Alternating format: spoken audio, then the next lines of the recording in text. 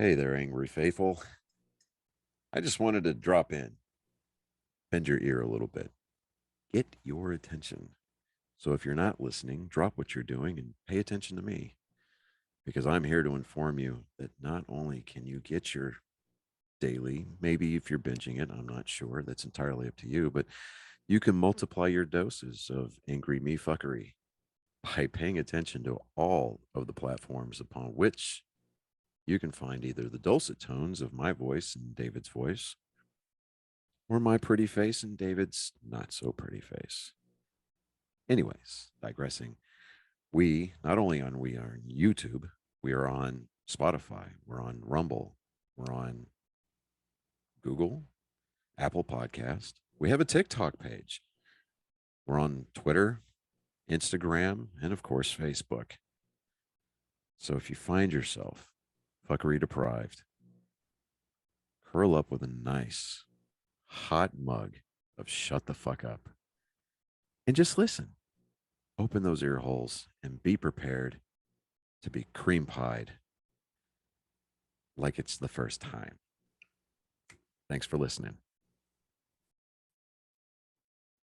Welcome, Angry Faithful. Today, what we're going to go ahead and go over is the Tulsa riots, or Tulsa Race Massacre, Black Wall Street Massacre. Now, on this, there's a lot of, I guess you wanted to say colorful words, but it was back in that time frame, and it's mostly reason why I want to say that is because it is nothing in the opinion of Angry Me Production or anybody affiliated with Angry Me Production that emphasize this kind of racism. We hate it with a fucking passion. I'll tell you right now. Anybody that goes against anybody because of their skin color or their background or whatever they have is an idiot.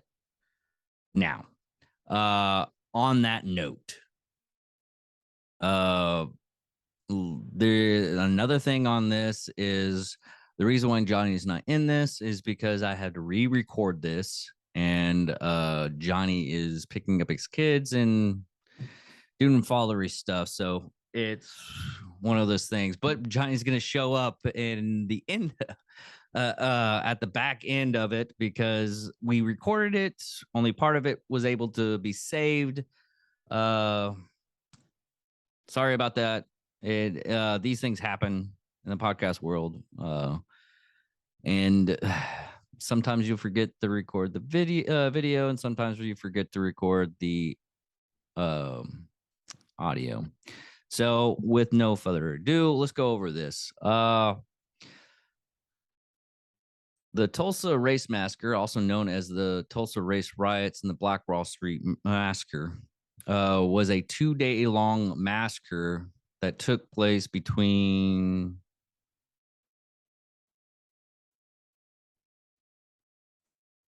May 31st and June 1st, 1921, when mobs of white residents, some of whom had been appointed as deputies and armed by city officials, attacked black residents, destroying homes and businesses in the Greenwood district in Tulsa, Oklahoma. The event is considered one of the single most worst incidents of racial violence in American history, and has been described as one of the most deadliest terrorist attack in history of the United States. Terrorist attacks from the people that actually did the massacre. The attackers burned and destroyed more than 35 square blocks of neighborhood. At the time, one of the wealthiest black communities in the United States, why it was called Black Wall Street. More than 800 people were admitted to the hospital, and as many as 6,000 black residents of Tulsa were entered into a large facility, many of them for several days. The Oklahoma Bureau of Viral Statistic officially recorded 36 deaths, but in 2001, Tulsa's Reparations Coalition estimated the event identified 39 dead, 26 blacks, and 13 whites. Based on the complementary autopsy report, death certificates, and other records, the commission gave several estimated ranging from 75 to 300 dead. The massacre began during the Memorial Day weekend after 19-year-old Dick Rowland, a black shoe shiner, was accused of assaulting Shara Page, a white 17-year-old elevator operator in the nearby Drexel building. He was arrested and rumored that he had been lynched, where separate throughout the city, where where a white man named Rob Belton had been lynched the previous year. That's the reason why Dick Rowland ran, because a white man had been lynched the previous year. Upon hearing reports of the mob of hundreds of white men had gathered around the jail where Rowland had been held, a group of 75 black men, some armed, arrived at the jail to protect Rowland. The sheriff persuaded the group to leave the jail and ensuring them that they had the situation under control. Now, these are the events that actually occurred. On May 30th, 1921, 19-year-old shoe shiner Dick Rowland, who has been employed for Main Street Shine Parlor, and entered the only elevator in the nearby Drexel building in 319 South Main Street in order to use the top floor colored restroom. Like I said, back then, as we all know, that actually did a little bit of history. Back then, there was a separation of the African American community using restrooms, water fountain, and even restaurants, which to this day is still baffling to me. Sorry, I've lived in a different time. Yes, I understand that a lot of people say there's a lot of racism still. There is, but it's on all sides, what's really strange. And nobody wants to admit one side's doing it other than the other side too. Are whites still doing it? Yes. Or the African Americans doing it? Yes. Is Asians doing it? Yes. Is Mexicans doing it? Yes. It's that type of behavior doesn't become me or anybody that I know, which I am happy for. Now on to the rest of the story. There he encountered Sarah Page, a 17-year-old white elevator operator who was on duty at the time. Whether and to what extent Dick Rowland and Sarah Page knew each other has long been a matter of speculation.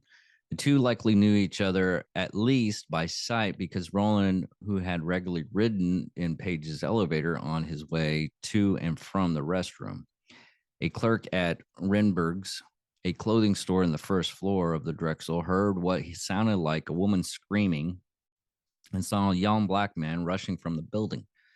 The clerk went to the elevator and found Page in a distraught state.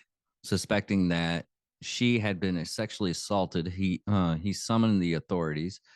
Apart from the clerk interruption that Rowland had attempted to rape Page, many explanations have been given for the incidents, with the most widely accepted modern race consulting explanation being that Dick Rowland had not assaulted Page and surely must have been tripped and had when he got in the elevator, he tried to catch himself and he grabbed her, which alarmed her, who then screamed from being startled.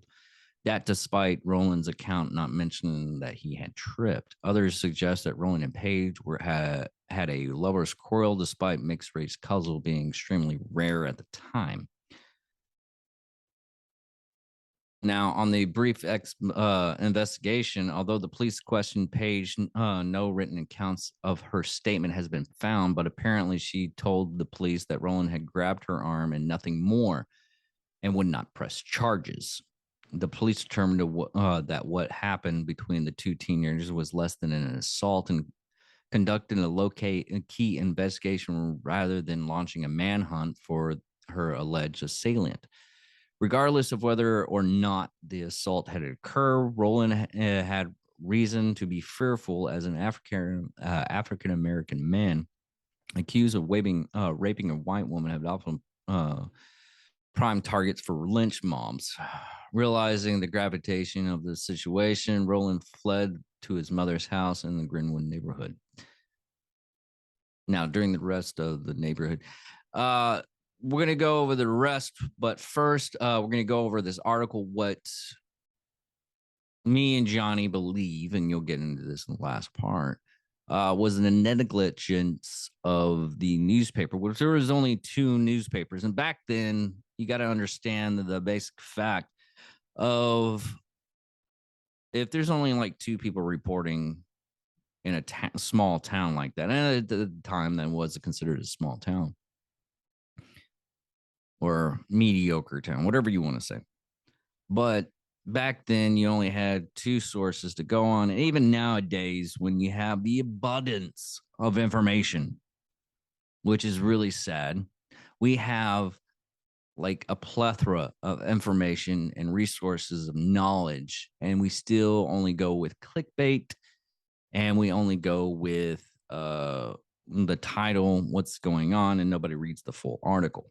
Now, the only article to survive this, and by the way, this whole incident had been so whitewashed that it wasn't until recent events, like I think it was like, we'll get to the, I think in 1997 or 1996, in that time frame, that we have any kind of knowledge other than the town itself, that actually people that lived that time frame could give any kind of information what happened during that time. That's how bad the atrocity of what happened at this time. And I say atrocity, I don't care. But here is the article read, what started this going as a race riot. And like I said, there for history part of this is going to be very people are going to probably come out at me. I don't care, but this is historical, and anybody that comes at me, please, you can comment on it and everything like that. But I am not a racist. I'm reading verbatim, and I'll post this photo. I'll put the photo into the video too, so everybody can read it too. And the article reads, nabbed Negro for attacking girl in an elevator. That title in the beginning of that is just shouting out that this person was a bad person, which we don't even have any kind of knowledge of what happened in this event, but we do have the event itself. And they even got him as a delivery boy. So they didn't do any kind of reporting other than they wanted to make a statement and sell newspapers. But it states a Negro delivery boy who gave his name to the police as Damian Dick, but who has been identified as Dick Rowland, was arrested on South Grinwood Avenue this morning by officers Carmichael and Pack, charged with the attempt of assaulting a 17-year-old white elevator girl in the Drexel building earlier yesterday. He will be tried in municipal court this afternoon on the state charges, which she even said that she dropped all the charges. So there shouldn't have been any charges in the begin with. Bad reporting. The girl said she noticed the Negro a few minutes before the attempt assault, looking up and down the Drexel building as if to see if there was anyone in sight, but thought nothing of it at the time. A few minutes later, he entered the elevator, she claimed, and attacked her, scratching her hands and face and tearing her clothes off. Her screams brought a clerk from Ringburger store, and her assailant had fled. Wow, I messed that up. To her assistance,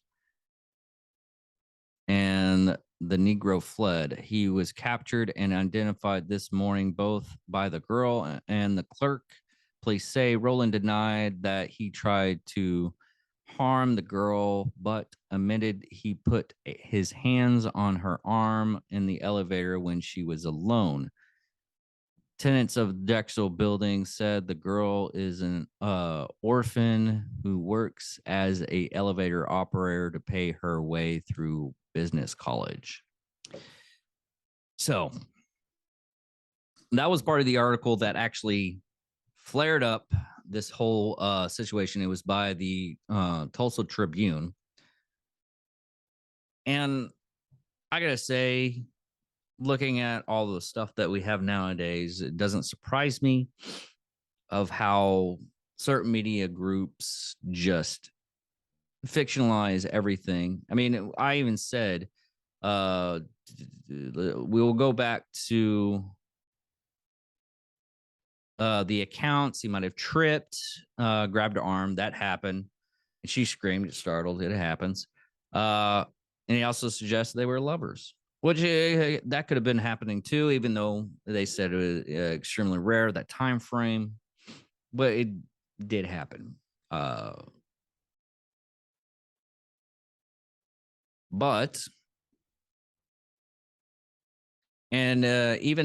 Even during the arrest, which we'll go on this, on the morning after the incident, Harry Carmichael, a white detective, and Henry Pack, a black patrolman, located Roland on Greenwood Avenue and detained him. So he wasn't arrested, he was detained. Pack was one of the 2 black officers in the city of 45 officers. Roland was initially taken to Tulsa City Jail at the corner of First Street and Main Street. Later that day, Police Commissioner J.M. Atkins said he had received an anonymous phone call threatening Roland's life. He ordered Roland transferred to a more secure jail on the top floor of the Tulsa County Courthouse. Roland was well known among attorneys and other legal professionals within the city, many of whom knew him through his works as a shoe shiner. Some witnesses later recount hearing several attorneys referring to Roland in their conversation with one another. One of the men said, "Why, I know that boy." And yes, I'm going to use a Southern accent on this one. Why, I know that boy, and I know him a good while. That's not in him. Now, giving an account to the attorneys that actually said anything, they should have said something to calm the fucking riots. All right. Now we're going to go off the standoff. The afternoon edition of the Tribune hit the streets shortly after 3 p.m. And soon news spread of potential lynching. By about 4 p.m., local authorities were on alert. White residents began congregating at the near of the Tulsa City Courthouse. Tulsa County Courthouse, sorry. By sunset, 7 p.m., the several hundred white residents assembled outside the courthouse, apparently to have makings of a lynch mob. Willard M. McCollin, the newly elected sheriff of Tulsa County, was determined to avoid the event such of the 1920 lynching of the white murderer suspect Roy Belton in Tulsa, which had occurred during the term of his predecessor. The sheriff took steps to ensure the safety of Roland. McCollin organized his deputies into a defensive formation around Roland, whom was terrified. Of course, I would be terrified too. The Gulter Daily Leader reported that Roland had been taken into the county jail before crowds started to gather. The sheriff positioned 6 of his men armed with rifles, shotguns on the roof of the courthouse. He disabled the building's elevator and had his men barricade themselves on the top stairs with orders to shoot any intruders on sight. The sheriff went outside to try to talk to the crowd into going home, but to no avail. According to accounts, Scott Ellsworth, the sheriff who hooted down at about 8:20 p.m., 3 white men entered the courthouse, demanding that Roland be turned over to them. Although vast outnumbered by the growing crowd on the street, Sheriff McCarn turned the men away. Good on you, Sheriff. A few blocks away, I got chills on that one. I'm sometimes standing up to people in that kind of situation. I'm not saying he should get an award, but he was pretty stout and standing up to those kind of people. A few blocks away in Greenwood Avenue, members of the Black community gathered to discuss the situation at the Girdley Hotel. Given the recent lynching of Belton, a white man accused of murder, they believed that Roland was greatly at risk. Excuse me, folks. Many Black residents were determined to prevent the crowd from lynching Roland, but they were divided about the tactics. Young World War I veteran prepared for battle by collecting guns and ammunition. Older, more prosperous men feared a destructive confrontation like that likely would cost them dearly. O.W. Gurley stated that he had tried to convince the men that would be there would be no lynching, but the crowd responded that Sheriff McCullen had personally told them their presence was required. About 9:30 p.m., a group of approximately 50 to 60 Black men armed with rifles and shotguns arrived at the jail to support the sheriff and his deputies in defending Roland from the mob. Collaborators by 10 witnesses, attorney James Luther submitted to the grand jury that they were following the orders of Sheriff McCullen, who publicly denied he gave any orders. I saw and this is what the Sheriff McCullen said, I saw a car full of Negroes driving through the streets with guns. I saw Billy McCullen and told him those Negroes would cause trouble. And McCullen tried to talk to them, and they got out and stood in straight file. W.G. Daggs was killed nearby Boulder and 6th Street. I was under the impression that a man with authority could have stopped and disarmed them. I saw chief police. I saw the chief police on Southside Courthouse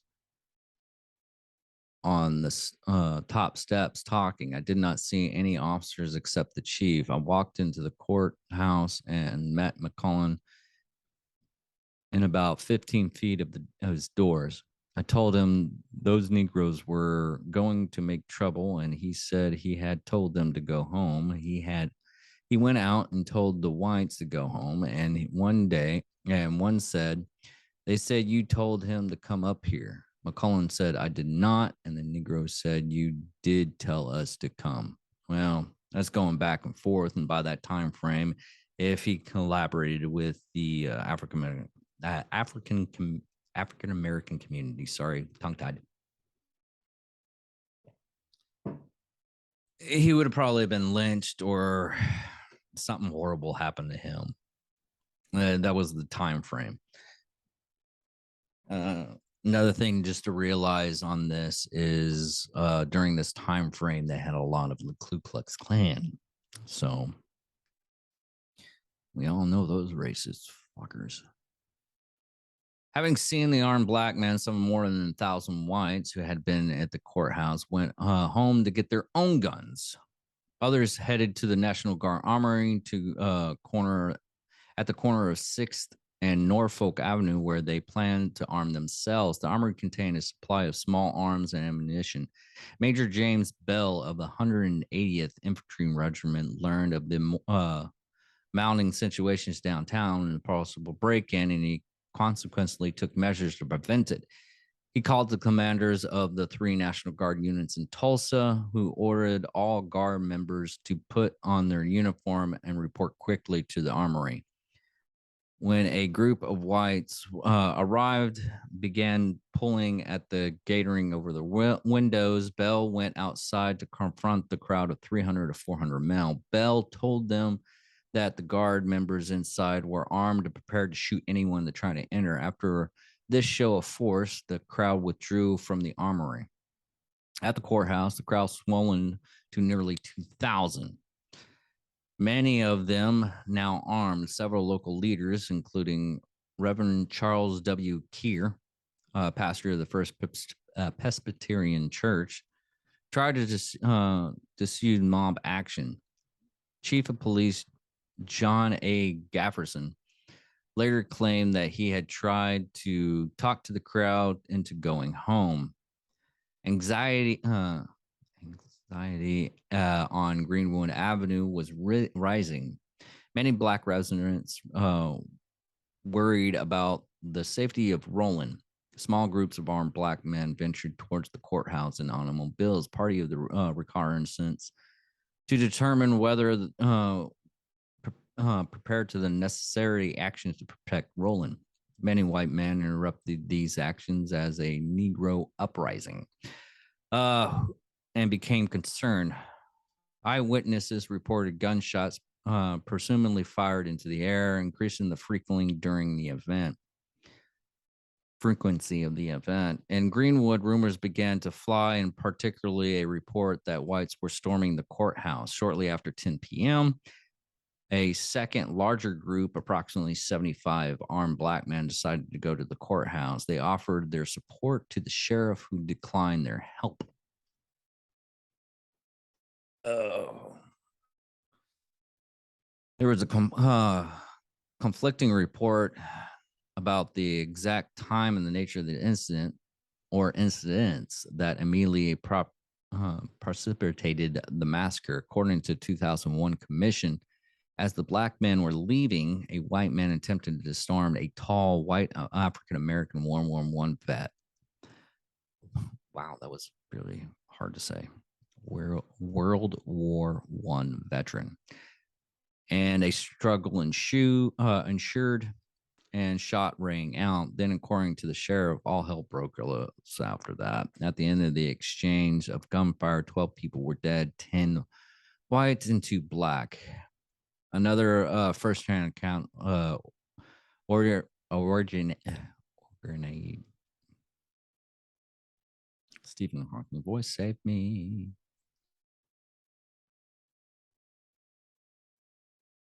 Originates from Ellis Taylor Butler, the daughter of the farmhead Peg Leg Taylor.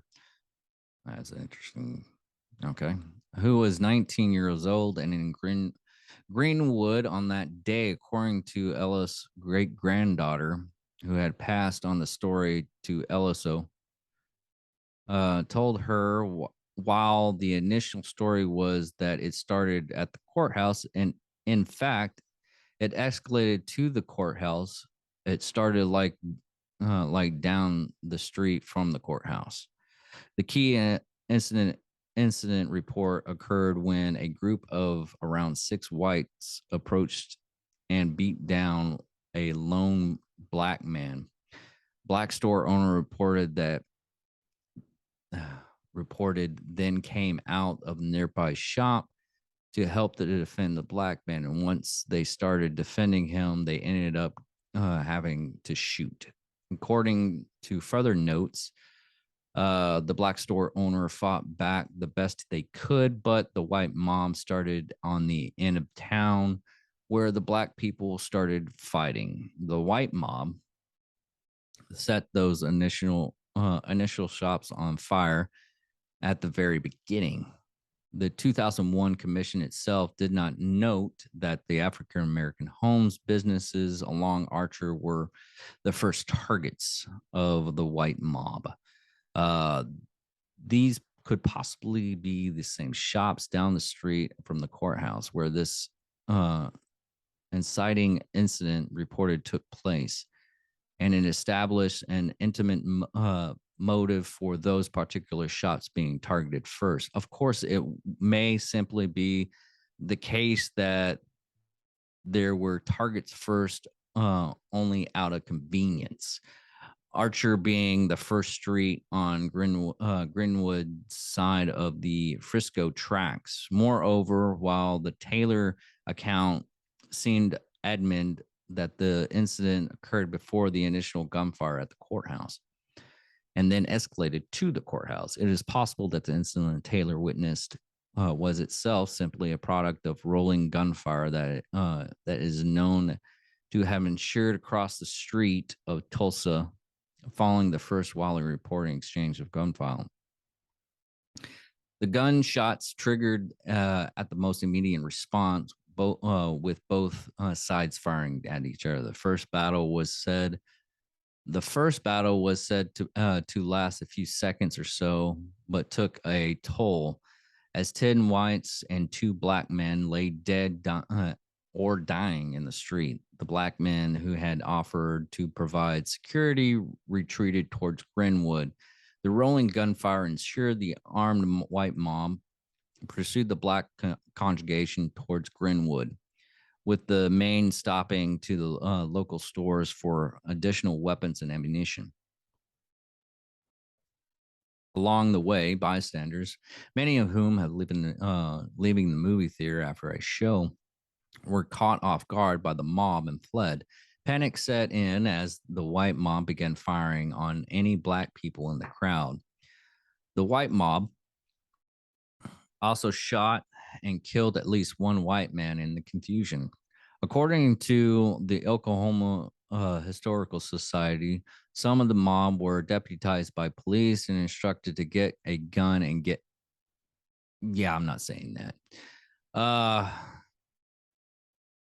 And yes, it is a racist. I am not saying that. Around 11 p.m., members of the National Guard began to assemble at the armory to organize a plan to subdue the rioters. Several groups were deployed downtown to set up guard at the courthouse, police station, and other public facilities. Members of the local chapter of the American Legion joined the patrol on the streets. The forces appeared to have been deployed to protect the white districts adjacent to Glenwood. The National Guard rounded up numerous black people and took them into the convention hall on Brandy Street for detention. At around midnight, a small crowd of white assembled outside the courthouse. Members of this crowd were heard yelling explicit and calling for Rowland to be lynched, but ultimately did not storm the courthouse. Now, on Wednesday, June 1st, throughout the early morning hours, groups of armed whites and blacks squared off in a gunfight. The fighting had considered along sections of Frisco tracks, a dividing line between the black and white commercial district. A rumor calculated that more black people were coming by train from Muskogee to help with the invasion of Tulsa. At one point, passengers on an incoming train were forced to take cover on the floor of the train car as they had arrived at the midst of crossfire. With the train taking hits on both sides, small groups of whites made brief forays by car into Glenwood, discriminately firing into businesses and residences. They often received return fire. Meanwhile, white rioters threw lighted oil rag Molotov cocktails into several buildings along Archer Street and igniting these businesses. As the unrest spread to other parts of the city, many middle-class white families who employed black people in their homes as live-in cooks and servants were accosted by white rioters. They demanded their families turn over their employees to be taken into detention center around the city. Many white families complied, but those who refused were subjects to attacks and vandalism in turn. Fucking hell. Sorry, folks.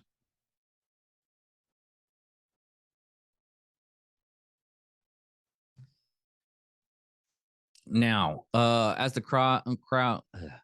crews from the Tulsa Fire Department arrived to put out the fires, they were turned away at gunpoint.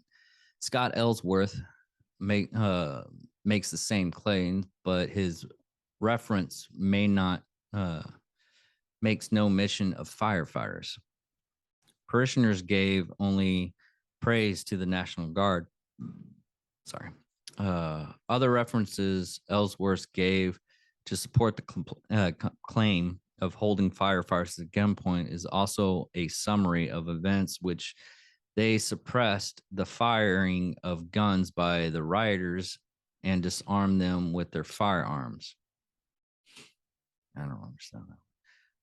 Yet another of his references states that they were fired upon by the white mob.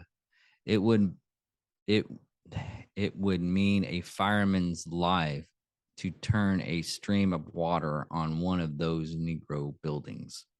They shot at us morning when we were trying to do something, but none of my men was hit. There is no chance in the world to getting through that mob into the Negro district. By 4 a.m., an estimated 24 Black-owned businesses have been blazed. Tulsa co-founder and Ku Klux Klan member W. Tate Brady participated in the riots as a night watchman. This land press reported that previously Brady led a Tulsa outrage November 7, 1917, tarring and fettering a member of the industrial workers of the world, an incident understood to be economically and politically rather than racially motivated. Previous reports regarded Brady's character seeing variable and hired Black employees in his business and reported by his great-grandson.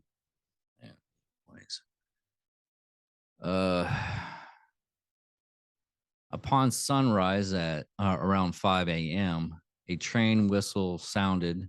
Hershey said it was a siren. Some rioters believed this sound to be a signal for the rioters to launch an all-out assault on Greenwood. A white man stepped out from behind the Frisco depot and was fatally shot by a sniper in Greenwood. Crowds of rioters poured from their shelter on foot and by car into the street of the neighborhood. 5 white men in a car led charges, but were killed by gunfire before they traveled 1 block. Now, another thing that happened during this, numerous eyewitnesses describe airplanes carrying white assailants who fired rifles, dropped fire bombs onto buildings, homes, and fleeing families. The privately owned airfield had been dispatched from the nearby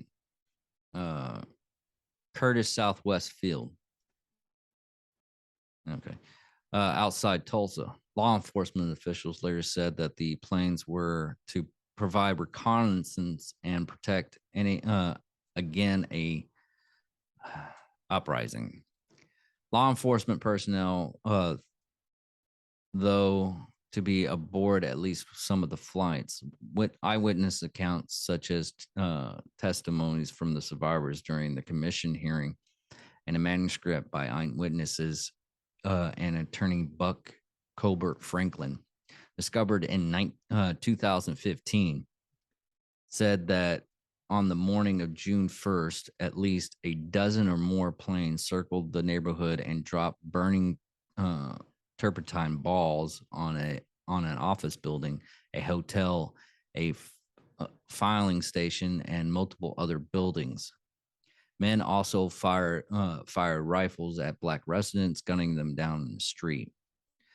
Richard S. Warren concluded in a submission to the Oklahoma Commission that, contrary to later reports by claiming eyewitnesses of seeing explosion, there was no reliable evidence to support such attack. Warner noted that while Number of newspapers targeted at black readers heavily reported the use of nitroglycerine, turpentine, and rifles from airplanes. Many cited anonymous sources and secondhand accounts. Billard Ford, one of the pre-estimate historian of the disaster, concluded from his large collection of photographs that there was no evidence of any building damage by the explosion. Danny Globe commended Warner on his efforts and supported his conclusion.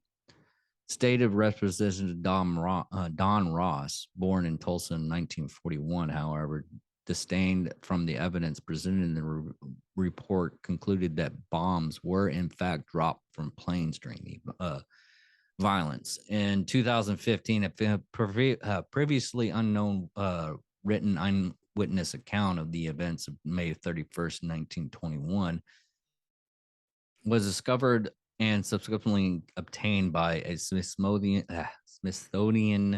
National Museum of African American History and Culture. A 10-page typewritten letter was authored by Buck Hubert Franklin, noted Oklahoma attorney and father of John Franklin Hope. Notable quotes include Lucer. I'm gonna have to get the freaking speak and spell. Lured frames whirled and bleached and licked their forked tongues into the air. Smoke assailants the sky and thick black volumes and a minute all. The planes, now a dozen or more in number, still hammered and darted here and there with the agility of natural birds in the air. Planes circled in midair. They grew in number and humbered, darted and dipped low. I could hear something like hail falling upon the top of office buildings. Down East Archer, I saw the old Midway Hotel on fire, burning from its top. And then another building began to burn from the top. The sidewalks were literally covered with burnt turpentine balls. I knew all too well where they came from, and I knew all too well why every burning building's first caught fire from the top. I paused and waited for an opportune time to escape. Where is our splendid fire department with its half dozen stations? I asked myself. Is the city in conspiracy with the mob? Sorry. Now, Adjutant General Charles Burnett of the Oklahoma National Guard arrived by special train at about 9:15 with 109 troops from Oklahoma City, ordering it in by the governor. He could not legally act until he had contacted all appropriate local authorities, including Mayor T.D. Evans, the sheriff, and the police chief. Meanwhile, his troops paused to eat breakfast. Barrett summoned reinforcements from several other Oklahoma cities. Barrett declared martial law at 11:49 a.m., and by noon, the troops had managed to suppress most of the remaining violence. Those of the black residents had fled the city, and another 4,000 people had been rounded up and detained at various centers. And under martial law, the detained were required to carry identification cards. As many as 6,000 Gridwood residents were interned at 3 local facilities: the Convention Hall, Tulsa County Fairgrounds, and then McNally Park. A 1921 letter from an officer of the service company, 3rd Infantry, Oklahoma National Guard, who arrived on May 31st, 1921, reported numerous events related to the suppress of the riots, talking about 30 to 40 black residents in custody, putting a machine gun on a truck and taking it on patrol throughout, although it was not functioning and much less useful as an ordinary gun. Uh, Being fired on by black snipers from the church and returning fire, being fired on by white men during the prisoners over turning in prisoners over to the deputies to take them to police headquarters, being fired upon again by armed black residents, having two NCOs slightly wounded, searching for black snipers and firearms, detaining an NCO to take 170 black residents to the civilian authorities, and delivering an additional 150 black residents to the convention hall. Captain John W. McCone reported that stockpile ammunition within the burning structure began to explode, which might have further contributed to the casualties. Martial law was withdrawn June 4th under field order number 7. Now, on this aftermath, the massacre was covered by national newspapers, and the reported number of deaths varied widely. On June 1st, 1921, the Tulsa Tribune reported that 9 white people and 68 black people had died in the riots, but shortly after it changed the number from the total of 176 dead. The next day, the same paper reported to the court as 9 white people and 21 black people. The Los Angeles Express headlines said 175 people killed, many wounded. The New York Times said 75 people had been killed, including 68 black people, but later lowered it to 33. The Richmond Times-Dispatch in Virginia reported that 85 people, including 25 white people, were killed. It also reported that the police chiefs had reported to the governor Robertson that the total was 75, and the police major put the figure at 175.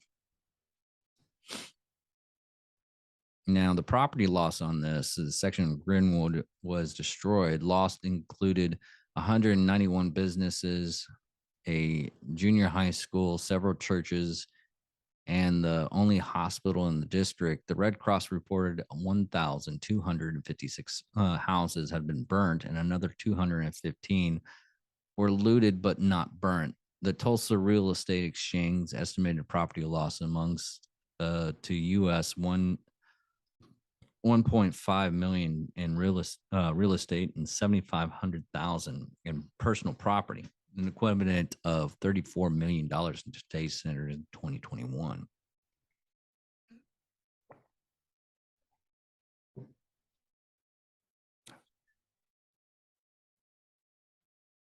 The Red Cross reported in December 1921 estimated of 10,000 people were made homeless by this destruction. Over the next year, local citizens filed more than 1.8 million, $27 million in 2021 standards, and the riot related claims against the city. Now, on this, we're going to get into the tragedy of this, which was a tragedy. Nowadays, the Black Wall Street can still be found today under the historical Greenwood District in Tulsa, Oklahoma. After the Tulsa race massacre of 1921, it took about 10 years to rebuild the district. The historical Vernon AME Church is the only building standing today, which was part of the last remaining structures of the 1921 massacre. The residents of Greenwood District tried to keep the memory of Tulsa race massacre prominently within the community. Today, many memorials stood out of respect for the memory of what was once one Black Wall Street. Many investigators still underway in Greenwood District in the hope that there is unmarked graves can be found and more victims of the massacre can be identified. Now, me and Johnny are going to go over some opinions of our stuff. Since like I said, I had to go over the first part so everybody can learn what we were talking about in the second part. And was it a tragedy? Yes, it was absolutely a tragedy. And it was a spawn on humans in general. But as anyways, let's go for the rest of the episode. Thank you all for listening and enjoy the second half of this. And hopefully we can get away from this type of shit in the near future. Okay, all right. So that we'll just call that a bathroom break because the soundboard Yeah. apparently needed a bathroom break. Apparently. But the media definitely played a direct That role wasn't the in soundboard. this. That was, I don't know why, but I think it's, I got to recheck my stuff and see if I fucking paid this shit. That might have been a little nugget that you needed to drop off air, but whatever. And we're all about transparency here, right? Yeah. So I mean, there was a standoff at the courthouse. There was people taking up arms. Next thing you know, there was a violent outbreak. They said that the first battle, quote unquote, was said to have lasted a few seconds or so, but it took a toll. I mean, you and I both know that that is called the Mad Minute, Yeah. where you try to establish fire superiority. 10 whites and 2 black men lay dead or dying in the street. The black men who had fled or who had offered to provide security retreated towards Greenwood. A rolling gunfight ensued. The armed white mob pursued the black contingent towards Greenwood, with many stopping to loot local stores for additional weapons and ammunition. Along the way, bystanders, many of whom were leaving a movie theater after a show, were caught off guard by the mobs and fled. Panic set in as the white mob began firing on any black people in the crowd. And the white mob also shot and killed at least one white man in the confusion. You know what that makes me think of right there? What? Django Unchained. I can't see out of these fucking things. So, I mean, Oh God. now I'm not gonna verbatim quote this, but the white mob also shot and killed at least one white man in the confusion. Now, according to his Oklahoma Historical Society, some in the mob were deputized by police and instructed to get a gun and kill a N-word. Yeah. I'm not saying it. Now, at around 11 p.m., members of the National Guard unit began to assemble at the armory to organize a plan to subdue the rioters. Several groups were deployed downtown to set up a guard at the courthouse, police station, and other public facilities. Now, members of the local chapter of the American Legion joined in on patrols of the street. The forces appeared to have been deployed to protect the white districts adjacent to Greenwood. Now, the National Guard rounded up numerous black people and took them to the convention hall on Brady Street for detention. And around midnight, a small crowd of whites assembled outside the courthouse, and members of the crowd were heard yelling explicitives and calling for Rowland to be lynched, but ultimately did not storm the courthouse. So, I mean, this went on for about a day and a half. But I mean, they're talking about nearly 100,000 people in Greenwood were affected, in large part on the relief efforts, and they relied effectively on the large part of the relief efforts from the Red Cross. Now, important for future survival of this district, they worked to create a large-scale plan in order to provide security, food, shelter, job training and placement, health coverage, and legal support for all of them, the survivors talking about. Now, the Red Cross was working in the aftermath of a tragedy, the victims of which had all the characteristics of prisoners of war, homeless and helpless, abandoned by their home country, confined in specific areas, denied basic human rights, treated without respect, and deprived of their possessions.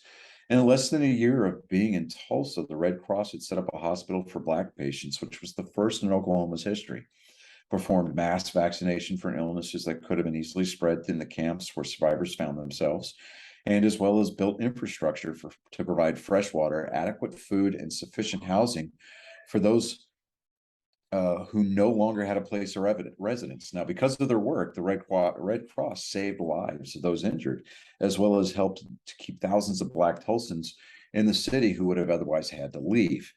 Now, if you look, there's that screenshot from the taken from the southeast corner of the roof of Booker T. Washington High School. Yeah. It's a panoramic shot, man, and it looks like downtown Hiroshima after the bomb went off, man.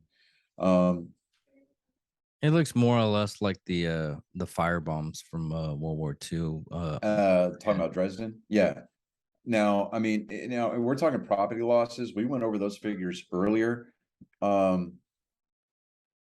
but you know, by June 6th of that year, the Associated Press reported that citizens of the Public Safety Committee had been established, made up of 250 white men who vowed to protect the city and put down any more disturbance.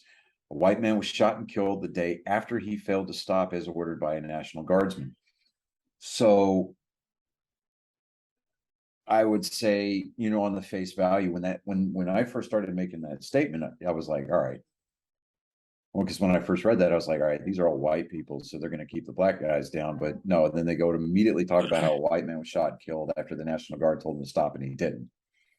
I mean, eventually, you know, the governor had set up to the task of rebuilding the city. The attorney general at the time initiated the investigation, and witnesses were heard over 12 days. And in the end, the all-white jury attributed the riot to the black mobs, while noting that law enforcement officials had failed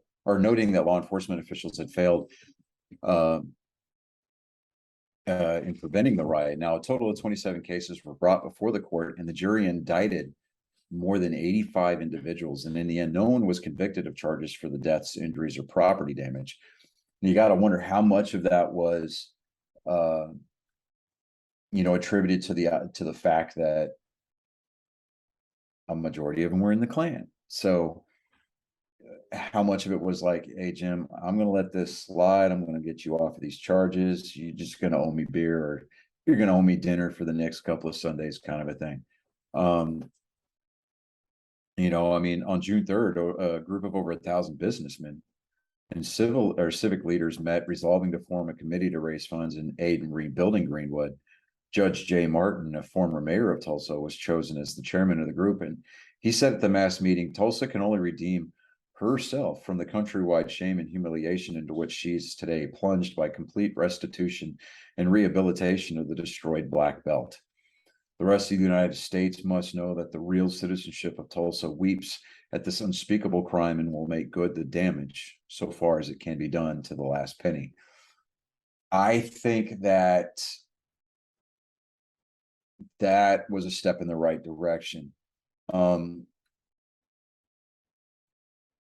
Do I think that race relations in this country have a long way to go still? Yeah. Do I think that previous administrations, I'm not going to mention any names, but his initials are Barack Obama, set race relations back in this country 50 years at least? We got a long way to go, man. I mean, if we're expected to start progressing as a people, I think that a lot of the closet bigots and a lot of the outward bigots in this country need to be, you know, brought to task. Yeah. You know, I mean, there's always going to be a form of bigotry everywhere. We will never completely and totally eliminate that. It's just human nature. But you know, I mean, it's like my wife brought up a really great story yesterday. Our youngest son, he when he was a few years younger, they were living at another house, and the neighbor across the street was a Mexican family, Hispanic family.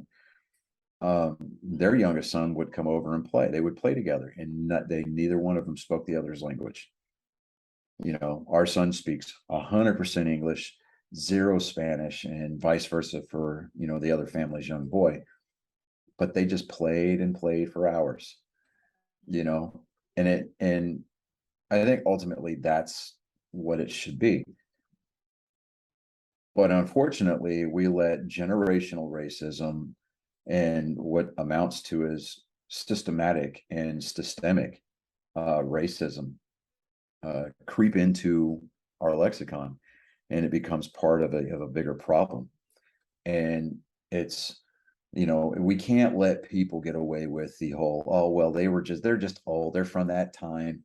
Really, that's just not an excuse. I mean, my grandfather was the same way, but he embraced towards the end of his life. I mean, he embraced a lot of things that he was devoutly against early on. Yeah, So even my dad nowadays, only because of the basic fact of he lived in Petrolia, and that town was like fucking racist. He's like, it took me going into the military and just realizing how much of an idiot I was.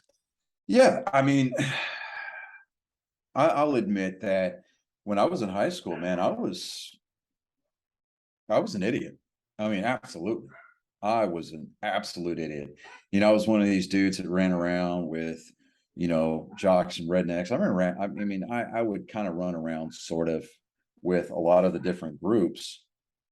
And Aaron Judge just hit his 61st home run of the year and tied Roger Maris's home run record. So congratulations to Aaron Judge. Oh God, I need to go to church because I just praised a Yankee. But it took me joining the Army. And even in the Army, basic training, man, my battle buddy in basic training was black, and he had no time, bless you. He had no time for a white boy at all. There was another guy who was Samoan in our platoon, no time for white boys. And he saw me as an easy target. And he jumped on me one night, and I put my foot right in the middle of his chest and threw him on the floor. And after that, we were good. It's usually a case but where we kick each other's ass. yeah, but I mean, it, and to this day, one of my best friends and, brother from another mother kind of thing, my boy, Mikey Lopez, he's, dude, I'd lay down in front of a train for that guy, it's to the point, we still see skin color, but we don't see it like we did through the prism that we did when we were younger and just didn't know any better. I and then and even now, to an extent, the people that I served with that aren't white, I don't see them for being black. I don't see them for being Hispanic or, Filipino or Laotian or Vietnamese. I don't see that. I see them as a brother, and we all bleed the same color, so, but it things like this, and it's unfortunate that they happened, but the fact that for the longest time it was largely in part forgotten about in state, county, or county, state, and in even national history. And the fact that they took the steps in Oklahoma to make this a part of the learning curriculum goes a long way towards making sure that we that we don't forget the darker parts of our history. And I've said it on many of our episodes, and I've said it in many conversations that Winston Churchill said that those who do not learn from history are doomed to repeat it. So it's one of the it's like the left's movement to take down and erase all traces of Confederate history in our country, taking down statues of General Lee or Ulysses S. Grant, taking the statues down and taking their name off of high schools or whatever. It's not going to make things unhappen. That stuff happened. It was a vital part of our country's history. It's as much crap as we give the Germans, for being back-to-back World War losers, things that nature. The one thing that I will applaud the German government for is the fact that the darkest part of their history, being the Holocaust, is still taught, remembered, and memorialized in their country to this day. Dachau, Auschwitz, those concentration camps still exist, but I mean, not in the capacity that they did in the 40s, obviously, but or rather the 30s and the 40s, if we're going to get people to try to come down on us and be all fact checker, but they're there set up as a museum, a memorial, so that way people don't forget. And what is it? I think it's Auschwitz that they've got a display of just piles of murdered Jewish citizens' shoes, Yeah. just to kind of give you an idea as to what happened there, to give you kind of a tangible visual representation, so to speak, of just how far reaching the final solution was trying to go. And had Germany succeeded in their goals and actually ended up repelling the Allied invasion on June 6th of 1944, they very may well have eradicated Judaism. And there's no telling what kind of a world we'd be living in today. But it's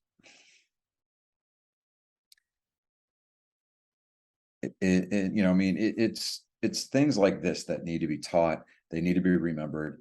And and I'm glad that we have sources like Wikipedia. I'm glad that we have sources like the Oklahoma school curriculum, to where we can cite instances like this from our history. We're not learning about these organizations like the Ku Klux Klan or the various white supremacist movements in our country's history to glorify them, but it's to remember that they existed and learn from their mistakes, so that way we don't repeat them and we don't have instances like this again. And what's odd is yesterday I watched my first Tyler Perry movie from beginning to end. Like, it's not that I dislike Tyler Perry at all. He's a very good filmmaker, a very funny guy. Just never watched any of the Medea films or anything like that. But yesterday I watched a brand new one. It's on Netflix. It's The Jazzman Blues. Mm-hmm. Very, very good movie. Very, very good. Very good movie.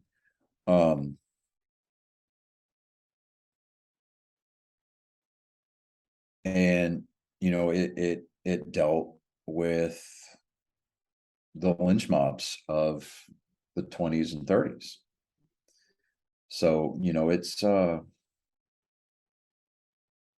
it's worth a watch. But I'll check it out. But getting back to the race riots, I almost did it again. In Tulsa. Yeah, when you go to Tulsa, there's still sections of that city that are predominantly black, and if you are not white, you don't go there. There's still sections of the city, unfortunately, that if you are black and you don't go into certain white neighborhoods, and it's disconcerting, man. It really is. And I think that there's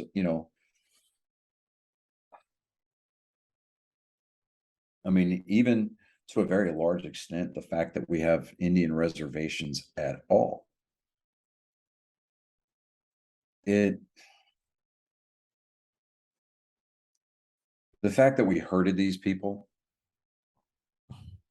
to reservations to conduct themselves, I think is deplorable to begin with. But I'm that's above my pay grade to try to figure out a solution, if any, to that. But this is something that people need to know about. And I'm glad that we used this episode to bring this to people's attention. But it's definitely a dark chapter. But it's one that I'm going to look into some more, because while it's hard to look at and it's hard to digest, it's almost one of those things where it's necessity. It really is. And it's one of those things that once you realize, I mean, they even had like airplanes attacking people. They had airplanes attacking people, and they had dropping nitroglycerin, turpentine, rifle full of planes. Many cited anonymous sources and secondhand accounts. I mean, who? It was basically attacking our own countrymen in a war environment. It's basically to the point to where we don't understand. I understand this happened, and I'm still, wrapping my brains around it because we live in a different time to where, I mean, this stuff kind of still happens, but it's more or less when it's put on social media and everything like that. I'm not saying a white chick accusing black man of attacking her or anything like that. I'm talking like the people that go out and say they've been raped by somebody when they hadn't been raped. Yeah. It's one of those things. Yes, it has to go in and be reported and find out, but it's I mean, fucking the best way I can describe it is No Way Home. Spider-Man No Home. When Matt Murdock says you won the court case, but you still have the court of public opinion. Public opinion. And that's the thing too, man. It's like when you're falsely accused of something and your life is just dragged through the mud, your name, your face, and your allegations are plastered all over this 24-hour news cycle that we have now. Yeah. And you go and, whether the charges are dropped or you take it to trial and then you are found not guilty,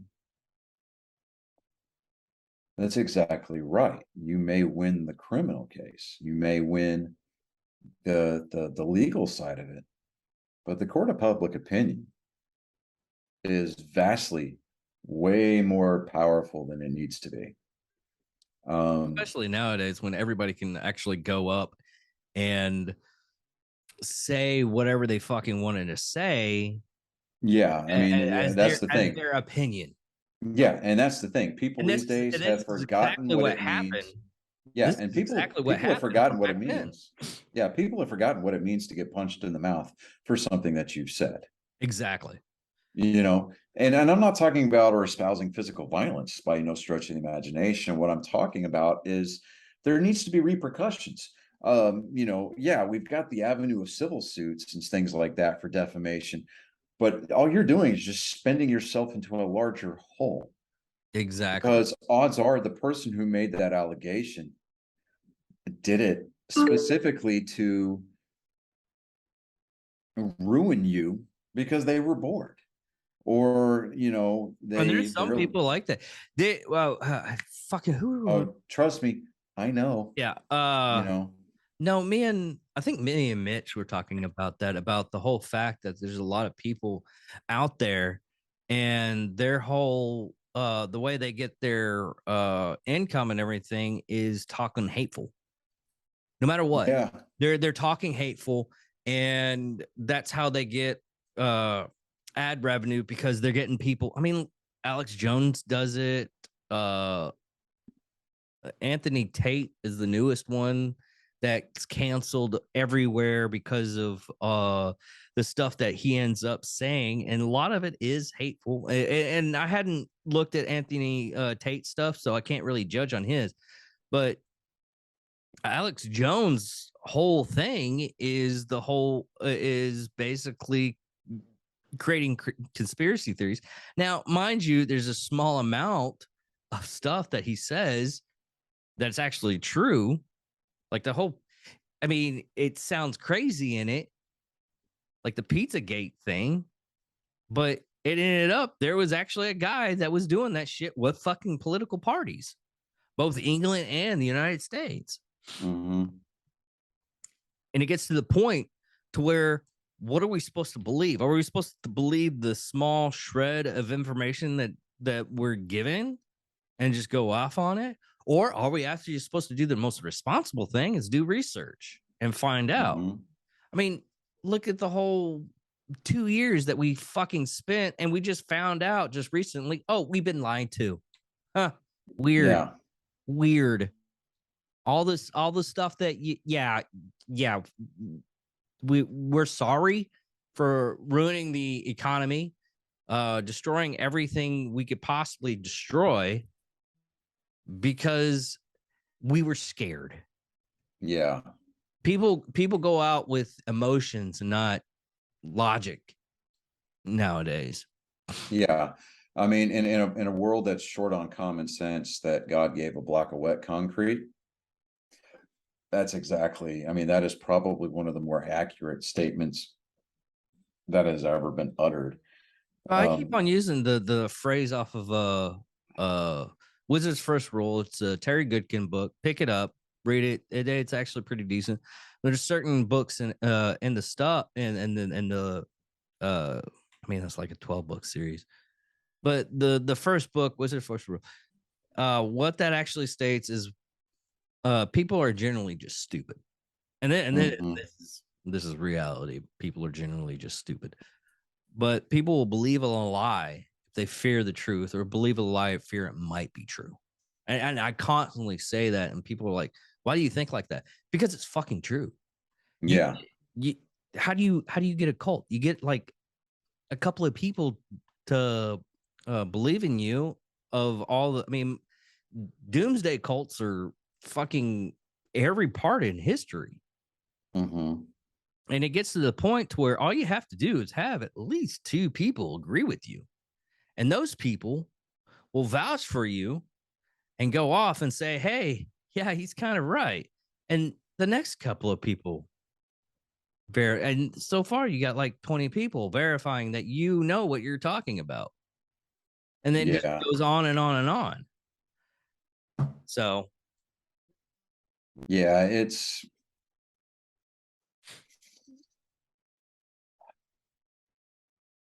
it's one of those things that gets to the point to where people will start believing on their fears. Like, oh, these people, we did horrible and they're gaining power. We got to knock them down. Yeah. And Yeah. it's not, sometimes it's not even It's part of that cancel culture again. It all goes back to where, yeah. and to me, the cancel culture, it, I'm just glad the woke shit's going down. well, and even then, man, it's a slippery slope, because the people that are trying to get rid of the woke culture are in fact canceling it. Um, Dark, and you I know know what's you're nice? like, now I know where you're going. You're like, okay, where's he going with this? But let me finish this No, no, thought. no, no. It's not that. What's funny about that is the people that are actually trying to get rid of it the hardest are comedians. You Because know, you're taking their livelihood of making a joke. yeah, but here's the thing. I remember when we had guys like Andrew Dice Clay.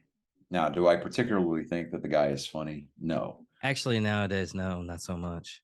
Only No, not so much. I mean, the dude's kind of he's burned out. talking about his divorces and everything. But Yeah. like, I I was mean, listening to and, George and even at Carlin. the height, of his early, late 80s and early 90s stand-up routines, very misogynistic. Yeah, You very. know, very. And I mean, I was probably 14 or 15 at the time when I first saw The Adventures of Ford Fairlane. God, I love that movie. I'm like, the biggest takeaway for me was he's like, "What, you didn't think we were gonna kill the fucking panda, did you?"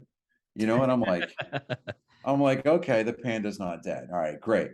Or when he's falling off the Capitol Records building and he's going, my hair, you Yeah, know, and I'm just like, all right. But I mean, it just all it basically was just a screenplay adaptation of a collection of his stand-up routines. But he in itself, I mean, that type of comedy today would not be allowed at all, period. Um, I mean, you look at Dave Chappelle. Dave Chappelle is probably, I mean, he is. It's not. There's no debate about it. He is a generational comedic talent, and Or even Bill Burr. yeah, or even Bill Burr. Oh, I love Bill Burr. God, Love Bill Burr. Love that guy. Have you yeah. seen F is for Family on Netflix? Oh yeah, I've seen that. Oh, Have you seen his yeah. latest episode? His latest special. I've seen part of it, but I haven't watched all of it yet. But Fucking hilarious. um, I mean, he you goes know, after everybody. everybody. So does Yeah, Dave Chappelle. Dave Chappelle goes after everybody. everybody. You know, in that last stand-up special that Dave Chappelle had on Netflix, where That he one made went me after, cry. dude, yeah, it was sad. You know, where he talked about one of his best friends in the world who was trans, killed themselves And because the you alphabet know the group. credit. Me and Matt were talking about that. I was like, man, that special actually made me cry. And you know, those critics that were bashing it never watched the full out because No, they never did. They no never one, watched it. no They one, all, it, you know, they as just soon saw as he it. made, They got one point and they're like, oh no, can't watch this. I'm too woke yeah, for this shit. yeah, And dude, I was like, wokeism, socialism, I mean, not socialism, wokeism and liberalism to a very large degree, I think should be absolutely classified as a mental disorder because nothing about it makes sense.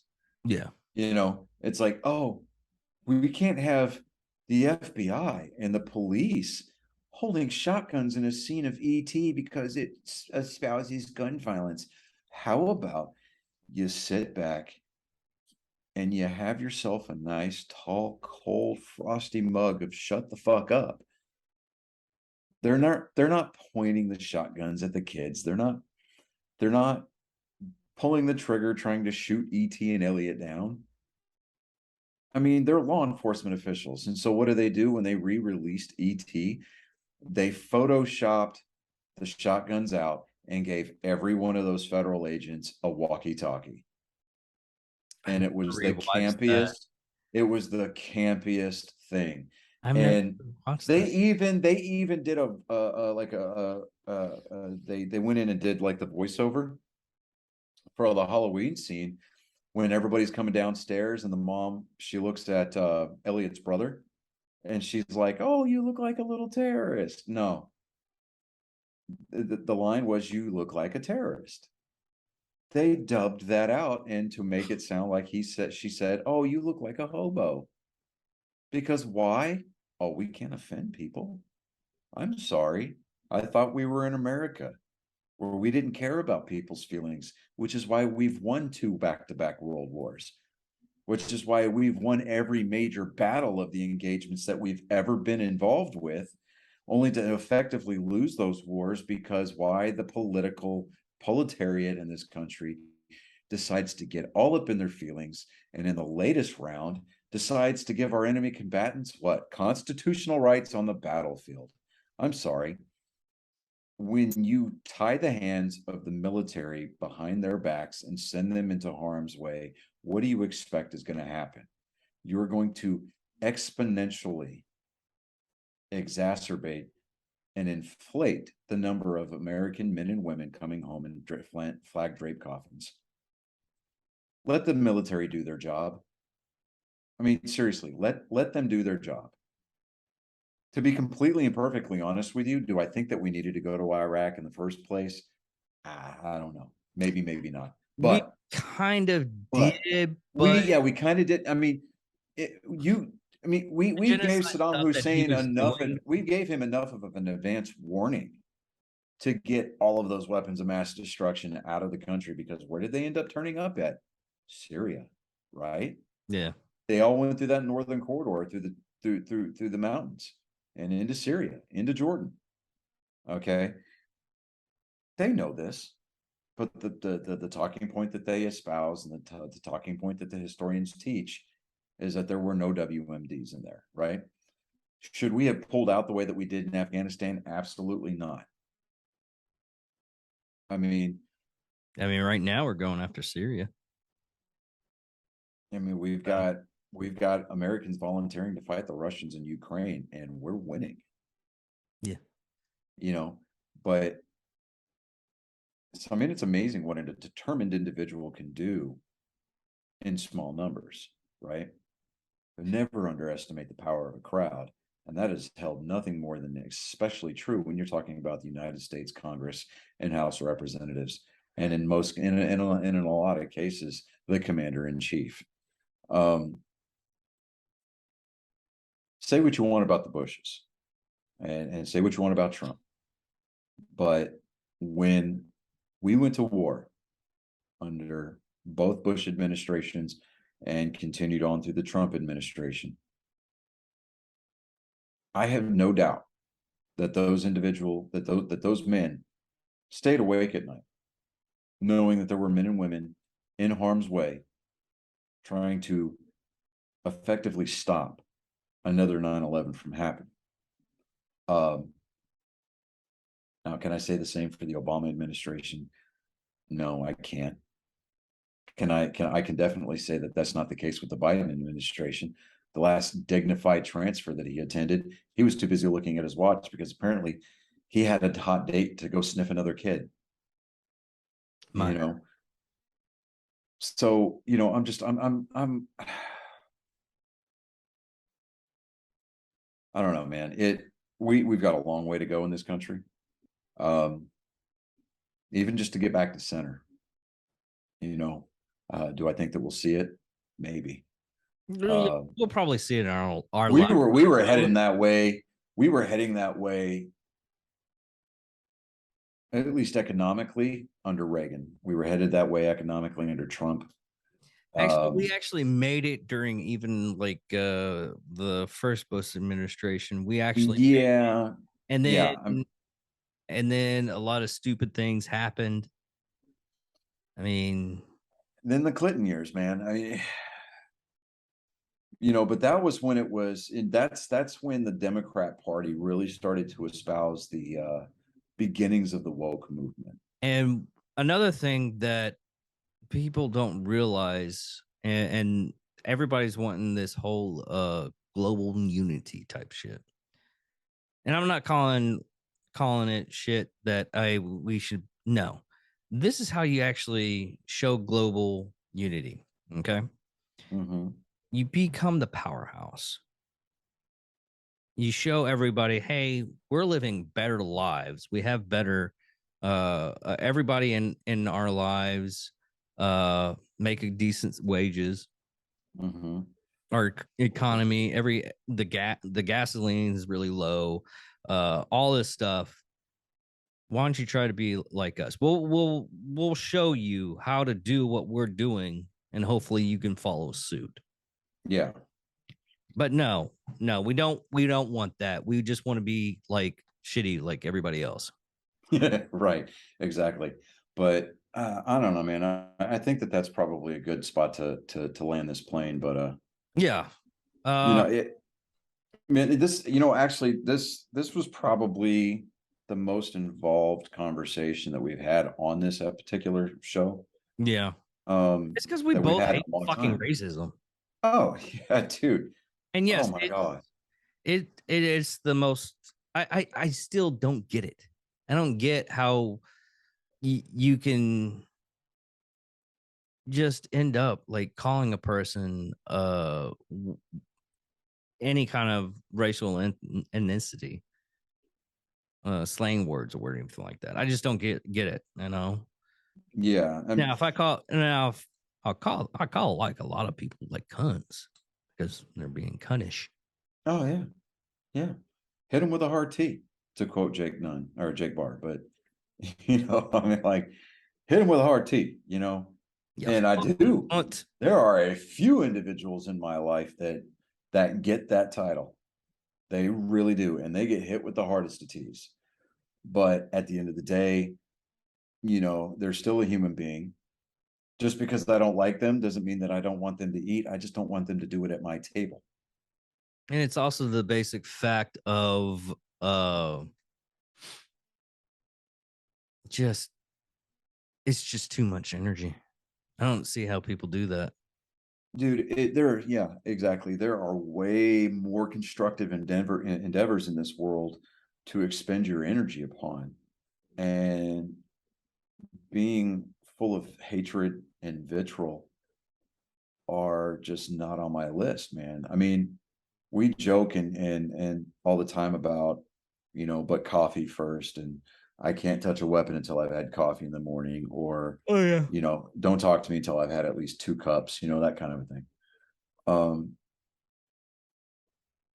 But at the end of the day, man, there's been a few days where I've gone without a cup of coffee in the morning, because when I wake up in the morning, my feet haven't even hit the floor yet. And there is somebody who needs an ear. There's somebody who needs a shoulder. There's somebody that needs you to be physically there for them. Yeah. And it's, you know, and this is something that stuck with me, and I'm paraphrasing here, but I've heard it. I can't remember who said it, but I heard it was said that it's not the dates, it's not the birth date and the death date on your headstone that counts. It's that dash in the middle. How did you live your life during the in-between years? And when I eventually get called home to stand before my creator to be judged, I know that I'm not faultless, but I want I want an overwhelming majority of my life to be representative of the good works and the good deeds that that we're called to do. And and even like, okay, so specifically as it relates to like veteran outreach, things of that nature, and it goes beyond veterans, man. It doesn't matter if you're a vet, if you're a law enforcement, if you're a first responder, it doesn't matter. If you're having a hard day, reach out. It's one of those situations, because it's how we live our life in between the dates. Even getting the other person to reach out kind of difficult. I mean, just recently I had to talk to a friend of mine. His dad is about to pass away through Mhm. cancer and everything like that. And I told him, I was like, hey, listen, you can come talk to us. And he's like, Yeah. I just gotta stay. And his excuse was, man, I do not want you to see me, and because you can see right through my bullshit, and you're gonna call me on it, and I'm just gonna start crying. It's like, dude, you're gonna need to fucking cry. Yeah, exactly. I mean, dude, He's trying to he's trying to be sometimes tough. He's trying to be tough for his sister, and I understand that, but yeah, but here's what you need to remind this individual of, dude, is the fact that it sometimes the hardest and bravest things that we can do is to let down our guard. yeah, it, The strong, I mean, the most resoundingly,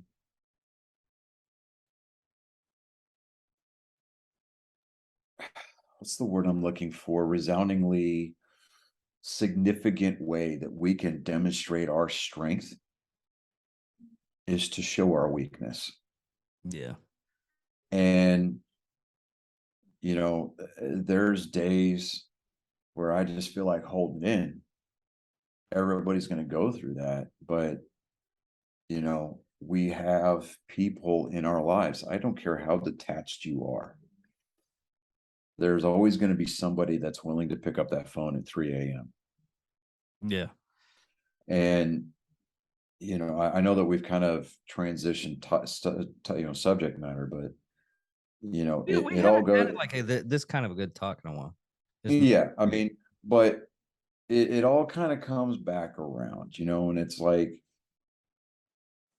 it doesn't matter what you're going through. If you're feeling alone, if you're feeling suicidal, if you're feeling depressed, if you're feeling discriminated against, yeah, I mean, we could go a couple different ways about it. We can get loud and we can get belligerent about it. And we can try to create a hashtag movement, or we could try to keep it as in-house as possible and let our peers help us through that time. Yeah. And that's the biggest takeaway from anything and everything. is to, if we're going to succeed as a society, we need to get back to that. We need to get back to the front porch and back porch, get-togethers. Yeah. I mean, And I was I actually, I I I was I can't actually count the thinking number about of that. times. I was Yeah, actually thinking about that recently.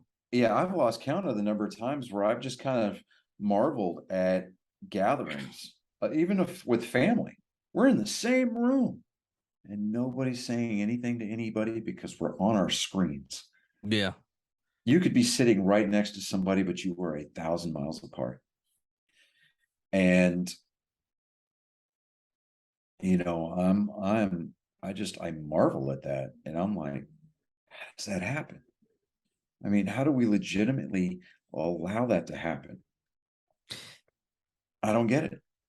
I really don't get it. I hate to be a stickler on this, but everybody going like, oh, it was the phones that did this. This is no, it's just the newest annotation. We used to like everybody watching TV and not paying any attention to it. We used to like it was books at one point in time. It was newspapers or whatever. Something was getting our interest away from each other.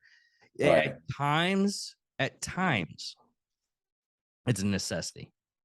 At times, yeah, because everybody needs an outlet, right? Yes, but like you can't like 20. I mean, even Mitch was talking about this. He was like, "Man, that was probably the best thing because actually, the woman I'm with right now, the woman I'm calling my wife, we found each other during the pandemic." And the problem with a lot of people during the pandemic, they had like the 8 hours where they were they had like 8 hours away from each other. Now they have to spend like 24 again. And that's where a lot of the marriages like broke off because they couldn't go out. They couldn't do stuff. Yeah. Well, I mean, I hear over the last few days, have started really emphasizing the need to get outside. And with my oldest stepson,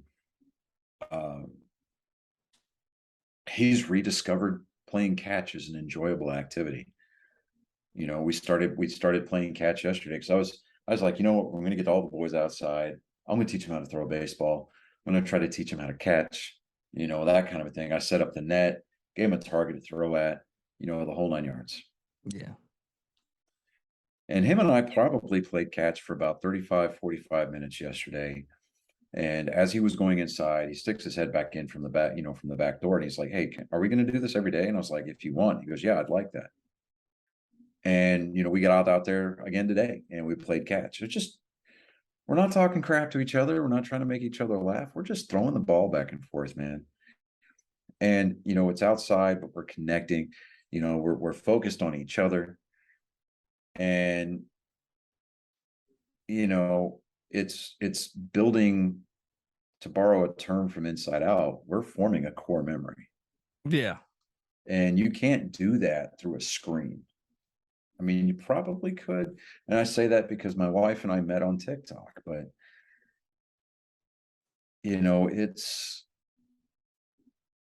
we've worked hard at our relationship. We talk, we have conversations. And, I'm like, okay, Aaron Judge is up to bat in the top of the 8th to try to hit home run number 62. Now that he's already tied Roger Maris, he's trying to hit another home run to set the record. So I'm kind of going in between you and watching this. If anything, we can cut it out. We went past the 40 minutes, and I don't know why it cut us off in the first part. I looked at it. I'm paid up, so but we can call it. That's okay. He ground out anyway, so okay. We're good. We're good. Well, we're good. History can wait another day.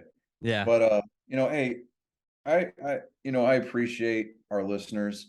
Again, if you're listening or one of our listeners, if you're part of our Angry Faithful that's based out of Florida, Georgia, South Carolina, those areas that are directly in the path of this storm. We hope and we pray that you are being safe.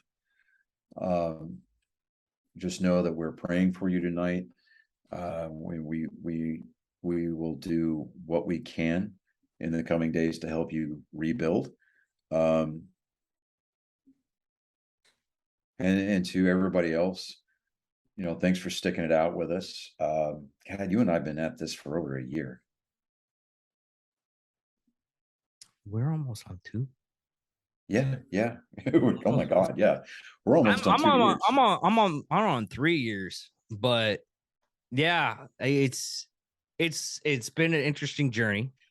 We've come from sitting across the table from each other with that setting that you've got behind you. Yeah. To, now we're on opposite ends of we're on opposite ends of the state, and I've got my own backdrop behind me, so and then we're incorporating new technologies. Yes, especially like that. Oh, we still need to do, man, I've been being lazy with that, what was it on, OBS. Oh yeah. I haven't ever researched anything. I think the that's open broadcaster software. Yeah. We need to start doing that so we can get rid of the payment plan off of this thing so we can save some money. And for the basic fact that from what a lot of people are saying is that's actually the better one to use.